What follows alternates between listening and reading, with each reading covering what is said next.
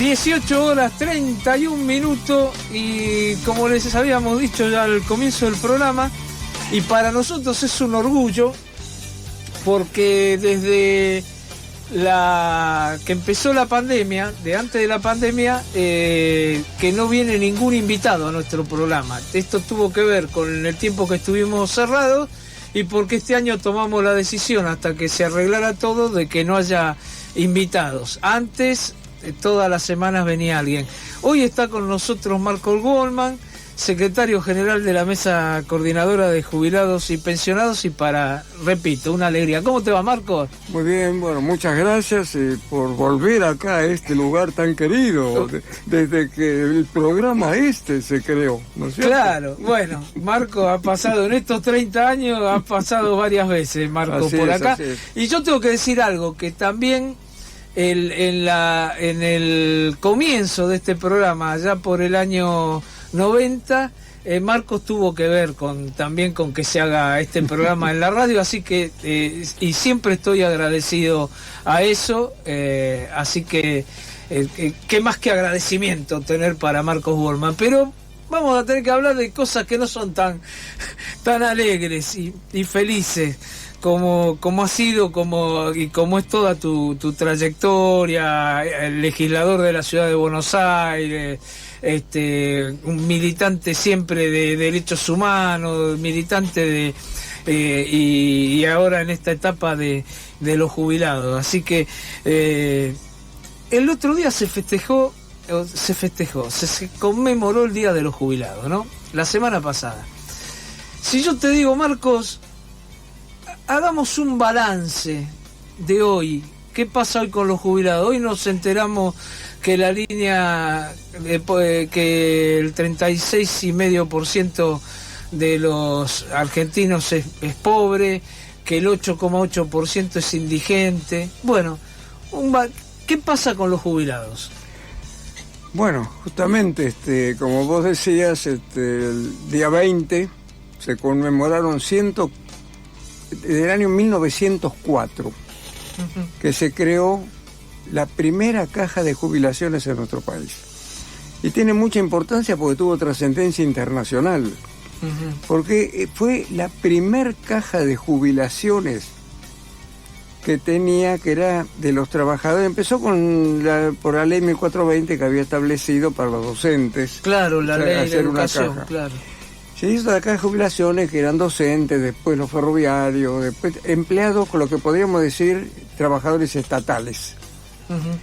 Con una particularidad, que quienes dirigían eran los afiliados a esa caja de jubilaciones y los que lo financiaban eran los trabajadores de esa caja de jubilación. Era una caja que por primera vez era lo que nosotros luego consideramos el sistema provisional público de reparto asistido intergeneracional. Muy importante, porque después de eso se crearon cajas por gremios, diversas cajas. Después, bueno, vino la época del menemismo, se privatizaron las cajas, se terminó con este sistema, se crearon las AFJP, después se estatizaron, pero siempre con estatización del Estado, sin participación directa de los activos y jubilados. Tiene mucha importancia esa creación, y además la combinamos porque el 1 de octubre es el Día Internacional de las Personas Mayores, que también es otra jornada de lucha. Entonces el día 20 estuvimos haciendo una serie de actividades, los días 20 y 21. Nosotros hicimos un acto en Plaza de Mayo. Un acto que se hizo con un conjunto de organizaciones que nos pusimos previamente de acuerdo sobre la temática. Nosotros, como venimos históricamente hablando, incluso en este programa, levantamos los 5 puntos de lucha y tenemos 3 proyectos de ley presentados en el Congreso que los vamos a volver a presentar porque perdieron el estado parlamentario. Pero nos pusimos de acuerdo con esos 5 puntos y otros temas que se abordaron más puntuales. Recordá los 5 puntos, Marcos. ¿Cómo no? Dale. Bueno, el tema de los 5 puntos, así lo relacionamos con la pregunta tuya, ¿qué es lo que está pasando? Claro. En primer lugar, nosotros planteamos que el haber jubilatorio mínimo hoy debe ser igual a la canasta básica de un adulto mayor. Uh-huh. ¿Esto qué significa? Esta canasta básica la elabora semestralmente, hace 12 años más o menos, la Defensoría del Pueblo de la Tercera Edad de la Ciudad de Buenos Aires. Uh-huh. Y lo hace para conglomerados urbanos importantes, como puede ser el Gran Buenos Aires, la ciudad de Córdoba, la ciudad de Comodoro Rivadavia, es decir, el Gran Buenos Aires, la ciudad de Buenos Aires, es decir, los conglomerados urbanos del país, ¿no es cierto? Y que ahí lo que se llega a la determinación siguiente: ¿cómo es hoy la situación de los jubilados? En ese punto, ¿vamos punto por punto? Uh-huh. ¿O querés que primero...? No, vamos punto por punto dentro de lo que se pueda... Dentro del tiempo. Del tiempo, claro. El haber mínimo jubilatorio hoy, que recibe más de la mitad. 68% tengo el dato del haber mínimo, ¿no? Bueno, puede estar en esas cifras, más o menos, aproximadamente, claro. Más de la mitad seguro. Sí, más o menos. Es de bolsillo. Septiembre, octubre y noviembre, con el gran aumento que han dado, con toda la propaganda que hicieron, 42.052 pesos, al cual le adicionaron 7.000 con un bono para los meses de septiembre, octubre y noviembre, y llega a la cifra de 49.052 pesos. Estamos hablando del haber mínimo de los jubilados que han pagado la jubilación, su aporte jubilatorio durante 30 años, y los que han entrado de otra manera lo han hecho, digamos, pagando en su momento las moratorias, lo que sea. Uh-huh.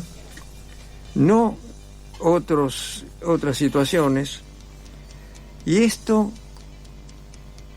frente a una canasta básica que elabora, como decía, la Defensoría de la Tercera Edad de la Ciudad de Buenos Aires, que con los índices inflacionarios, y ahora lo van a elaborar el mes que viene, ya vamos a tener la cifra exacta, supera los 120.000 pesos la canasta básica. Uh-huh. La canasta básica son los alimentos necesarios, los temas de la salud necesaria, medicamentos, vivienda, lo necesario, indispensable y básico. Sí.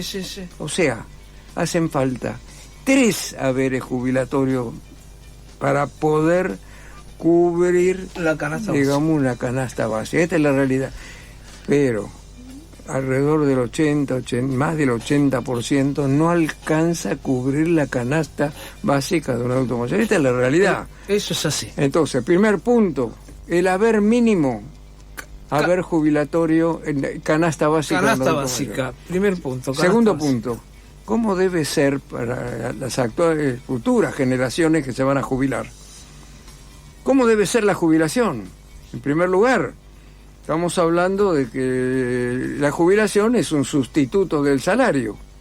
Por lo tanto, nosotros volvemos a plantear 82% móvil sobre el salario del trabajador activo en su mismo cargo, oficio o función. ¿Esto qué significa? Uh-huh. Que uno va a ganar exactamente lo mismo que cuando estaba trabajando, porque es el salario sin las cargas sociales que le descontaban. Exactamente. Que es lo lógico. Hoy hay solo algún régimen especial lo cobra eso. Creo que cobran docentes. En general 13 provincias que no fueron incorporadas, que tienen sistemas previsionales estatales, provinciales o municipales que no están incorporados al SIPA. Al sistema integral. En el SIPA hay 11. Y otros casos que son por, digamos, situaciones de riesgo, y situaciones territoriales determinadas, gremios especiales, con distintas particularidades. Claro, pero los 11 que dependen del ANSES, del SIPA, como decís vos, cobran esto que a veces es el 40 o el 50% de lo que ganaban. Exactamente, a lo sumo es un 50% de lo que ganaban, de lo que se recibe. Esto para quienes aportan. Claro. El tercer aspecto, porque quiero decir, los que no aportan, los que no llegaron a los 30 años, que hoy es una cifra, para dar una idea, se calcula que para, digamos, los que tienen entre 60 y 65 años, las mujeres, ¿no?, las mujeres que tienen entre 55 y 60 años que se tienen que jubilar dentro de los próximos 5 años, solo 7 de cada 100 mujeres está en condiciones de jubilarse con la jubilación mínima ordinaria. Y solo 16 de cada 100 hombres. ¿Esto qué significa? Que la mayoría se va a tener que jubilar con esta ley de reparación histórica, que el que no tiene los 30 años al cumplir la edad recibe el 80% del haber mínimo jubilatorio, pero además no tiene derecho a pensión en caso de fallecimiento.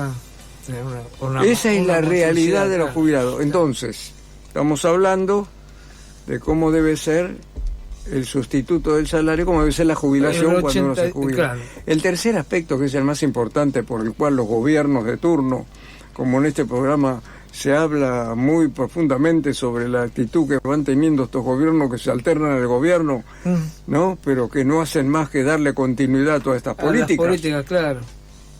Es quién debe manejar los fondos provisionales. Entonces acá nosotros planteamos una cosa categórica. En nuestro proyecto de ley, la creación de un Instituto Nacional de Previsión Social que esté para dirigir y administrar todos los fondos provisionales. ¿Quiénes los componen? Los representantes de los trabajadores activos y los representantes de los trabajadores jubilados elegidos en forma democrática, en forma con voto secreto, democrático, ¿no es cierto?, sin intermediaciones de ningún sindicato, ni central, ni nada. Directamente, claro. Directamente, y representante del Estado. Bueno, se hace propuesta una elección. En la ley se lo vamos a hacer llegar para que lo puedan difundir a todos los oyentes o en otras oportunidades de poderlo hablar. Perfecto. Eso sería manejo de los fondos. Cuarto punto, terminar con la intervención al Instituto Nacional Servicios Sociales, Jubilados y Pensionados, más conocido como PAMI. Claro. Está intervenido por todos los gobiernos de turno. Y está intervenido y manejado por los poderes ejecutivos. Es una terrible caja el PAMI, ¿no? Terrible caja. De acuerdo a los presupuestos, por lo menos los datos, hay que actualizarlos. Podemos hablar de 6 billones de pesos. Podemos hablar, hay más de 5 millones de afiliados de la caja más importante, es la obra social más importante de Latinoamérica. Más de 6.000 millones de pesos, decimos. Sí, 6 que debe ser mucho más. No, claro. 6 billones. Billones, claro. Sí, 6 billones. Tiene que ser más, pero digo, de acuerdo a los fondos que en un momento determinaron. A lo que, mejor dicho, perdón, un error. Sí. 6 billones, estamos hablando del tema anterior, de lo que es los fondos previsionales, lo que es el fondo de garantía de sustentabilidad. Sí. Acá $500 millón de pesos aproximadamente era en un momento la cifra del PAMI. Ahora hay que ver cómo esto se actualiza. $500 millón. Billón hablamos. Exacto. Sí, perfecto. El quinto punto, este sería el cuarto punto. El quinto punto de vivienda como dato para jubilados y pensionados en situación de emergencia habitacional. Para eso tenemos un proyecto de ley en el cual el 10% de todos los planes federales de vivienda, el 10% se asignen como dato a personas mayores, jubiladas, pensionadas con problemas de emergencia habitacional, ¿no es cierto? Y ahora se le agrega otro proyecto de ley que se presentó, ¿no?, que es un proyecto de ley de poder tener una ley nacional, ¿no?, llevando nacionalmente lo que es la ley 341 de la Ciudad de Buenos Aires. Ajá, la ley del Instituto de la Vivienda, la 341, sí. Que el Instituto de la Vivienda financie la construcción de vivienda con autogestión de quienes van a habitarlo. O sea, un grupo de vecinos de acá del barrio de Almagro, sin vivienda, un terreno acá desocupado, ¿no? Se ubica el lugar, se ubica la cantidad de familias, la cantidad, la producción, lo que habría que hacer, cuántas viviendas. El Instituto de la Vivienda, dentro de la ley de la Ciudad de Buenos Aires, debe financiar la compra del terreno y debe tener, digamos, y debe pagar la construcción a los propios habitantes que con autogestión se van a ocupar de esa construcción. Es autogestión de la vivienda, que es muy importante. Se acaba de presentar este proyecto en el cual ahí se ha incorporado que el 10% de quienes integran este grupo etario, el grupo de personas que van a tener la vivienda, sea el 10% personas mayores jubiladas y pensionadas. Claro, vos, cuando yo veo los puntos que vos planteás, bueno, desde ya son todos puntos que uno dice, esto debería ser así, porque aparte, vos hablás de hace 104 años la creación de la primer caja, y bueno, en un momento el instituto estuvo en manos de los jubilados, el PAMI estuvo en manos, el instituto, el PAMI en manos de los jubilados. Es decir, que son todas cosas que se podrían hacer, lo que falta es la voluntad política. Y después veo que tampoco se movería mucho el amperímetro en lo que significa dinero. Por ejemplo, en el tema vivienda, cuando nosotros estamos hablando de un país que destina a deudas, a pago del ELIX, que paga intereses del 75%, del 80%, que acumulativos son más del 100%, uno ve toda esa bola que se ha formado y dice, la pucha, con esa guita no se podría hacer cosas para los jubilados en vez de estar alimentando todo lo que tiene que ver con la financiación, la especulación, ¿no? Así que uno dice, porque digo esto porque por del otro lado está escuchando mucha gente joven, y por ahí dice, no, pero esto cómo va a ser, de dónde va a salir el dinero. Estamos hablando de un país que hoy está ya llegando a los 400.000 millones de dólares de deuda externa, ¿no? Estamos hablando de eso. Ahí está el tema principal. Hoy, por el tiempo que tenemos, hablar concretamente de lo siguiente. Hoy, ¿cuál es el tema principal? Sí. El pago de la deuda externa implica desde la refinanciación de esta deuda, primero de la recepción por el gobierno macrista y la renegociación por el gobierno actual, los condicionamientos en los acuerdos firmados con el Fondo Monetario Internacional, que son los ajustes que se vienen aplicando sobre todo lo que ellos consideran gasto. Más de 7 millones de jubilados nacionales, más los jubilados provinciales y demás, hoy lo consideran gasto. Hay que ajustar. Cuando se dice equilibrio del presupuesto, ¿de qué se está hablando? Estamos ante una situación de tal gravedad que los ajustes que se aplican nos han llevado a esta situación actual del haber jubilatorio, donde no alcanza ni siquiera a cubrir una canasta básica. No estamos hablando de otras cosas. Y nos está llevando a que fondos previsionales son manejados hoy, que se ha dicho, así como emiten títulos públicos para poder conseguir el dinero para pagar, así también están hablando cómo utilizan los fondos provisionales. Vamos a poner un ejemplo concreto. El Fondo de Garantía de Sustentabilidad, que fue creado cuando se estatizó el sistema, ¿y era para qué? Para tener un fondo de los fondos de los AFJP, tener un fondo que sirviera como garantía para poder resolver los problemas que puedan presentarse y equilibrar también cuando se producen situaciones que gravitan sobre el haber jubilatorio. Eso, hoy, en el mes de junio, el dato del mes de junio, son 5.980.000 millones de pesos. 5.900.000. Con B larga. Sí, billones. Pero ¿qué sucede? Títulos públicos, 77,8%. Claro. Ese dinero lo maneja el Poder Ejecutivo. Claro. ¿Qué hace con ese dinero el Poder Ejecutivo?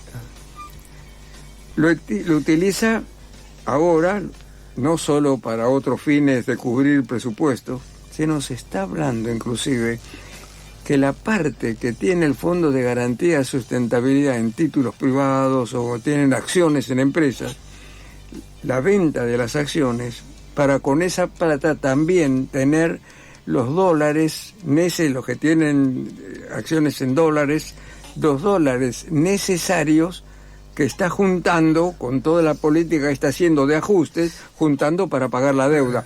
Esta es la política actual que está llevando a la situación contra los salarios, contra las jubilaciones, contra todo lo que se refiere al sistema de seguridad social. Acá el objetivo del Fondo Monetario, y por eso además de lo que hicimos el día 20 en Plaza de Mayo, que estuvimos también con los compañeros de ATE y de la CETE Autónoma que hicieron un acampe del 20 y 21 en Plaza Congreso, y el 21 hicimos nuestro miércoles de los jubilados. Vamos también el próximo miércoles, ya le avisamos los que quieran estar, a las 15 horas vamos a estar ahí en Congreso, como siempre, porque vamos a conmemorar ahí el 1 de octubre, que es el Día Internacional de las Personas Mayores. ¿Por qué? Porque hoy el tema de esta política del Fondo Monetario Internacional es un tema nacional e internacional.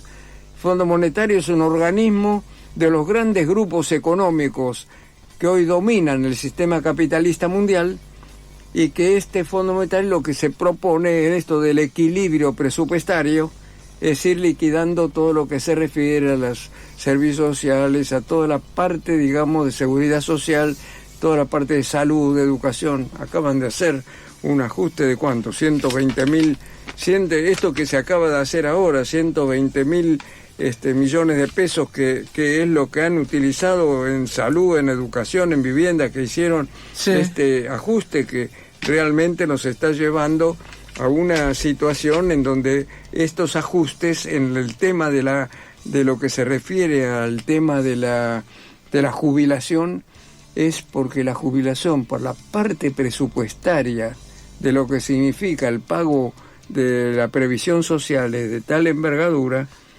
¿no es cierto? Podemos decir que la mitad de todo lo que se llama egresos de gastos, ¿no?, del presupuesto nacional, que por dónde miran. Ya no somos productores de plusvalía y ganancia del capital, claro, ¿no es cierto? Claro. Ahora somos quienes recibimos eso. ¿Y qué quiere el grupo concentrado de la economía?